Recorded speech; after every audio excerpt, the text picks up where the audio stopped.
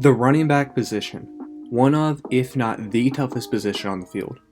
These guys are asked to block a giant linebacker's blitzing while also having the speed and agility that makes them a threat in the open field.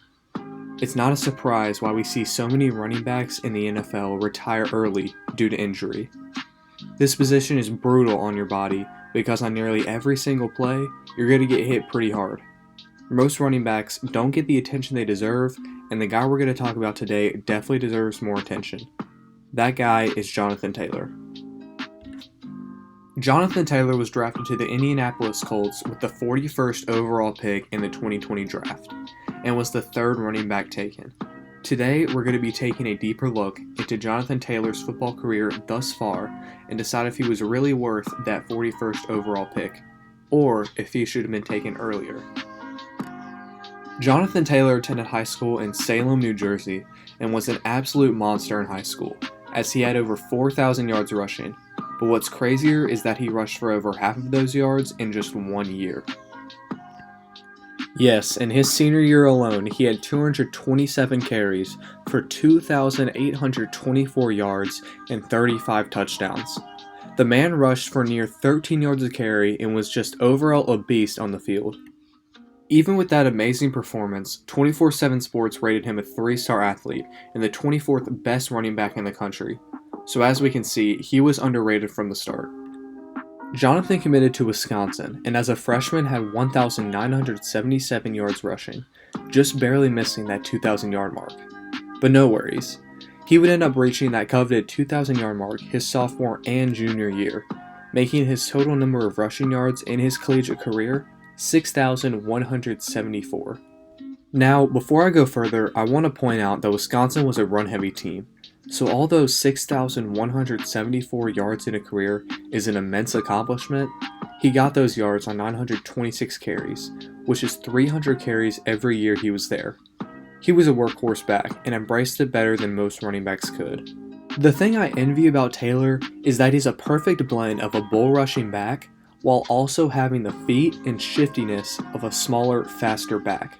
Now, in order for us to find out if Johnathan Taylor was worth the 41st overall pick and the third back taken, we have to look at the two backs taken before him, Clyde Edwards-Helaire and Deandre Swift.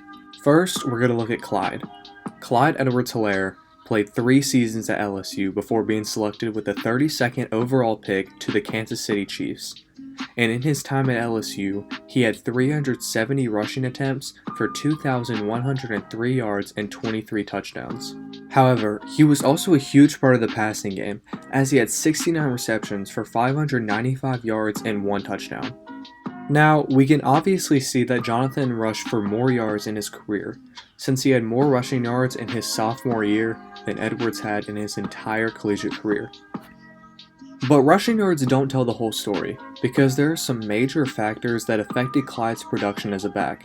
The major one being that LSU had Heisman Trophy winner Joe Burrow at QB, so they were obviously going to throw the ball more than Wisconsin, which is why Clyde had such a big impact in the passing game. We also have to consider that he is 5'7", which is not very good size in the NFL, but small backs have made it in the league before because of their speed. But when you look at Edwards' speed, he ran a 4.6 at the combine, which is not very good. Clyde's main strength, and essentially the reason he was picked in the first round, is his elusiveness and ability to break tackles.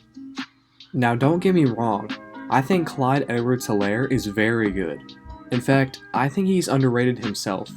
I'm just saying that he got more hype than Johnathan Taylor because LSU was a great team when he played there. So after looking at all the factors, I'll have to give Johnathan the edge here, mainly because of his size, speed, and production. Next, we're going to look at Deandre Swift. Deandre Swift also played just 3 seasons at Georgia before being selected 35th overall to the Detroit Lions. In his time at Georgia, he had 440 carries for 2,885 rushing yards and 20 touchdowns. And, like Edwards-Helaire, he majorly contributed to the passing game, as he had 73 receptions for 666 yards and 5 touchdowns. He was also a smaller back, standing at about 5'8".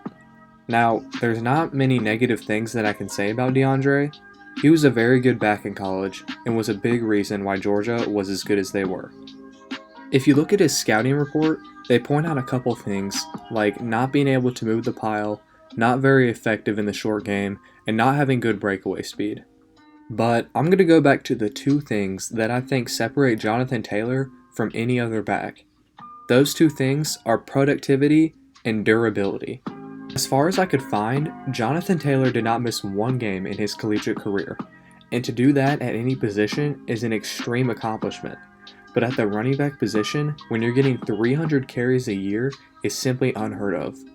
Even if in the NFL he doesn't get the amount of carries he did in college, the team he plays for knows they have the option to give him 30 to 35 carries a game, and he'll be able to not only handle it, but thrive because of it.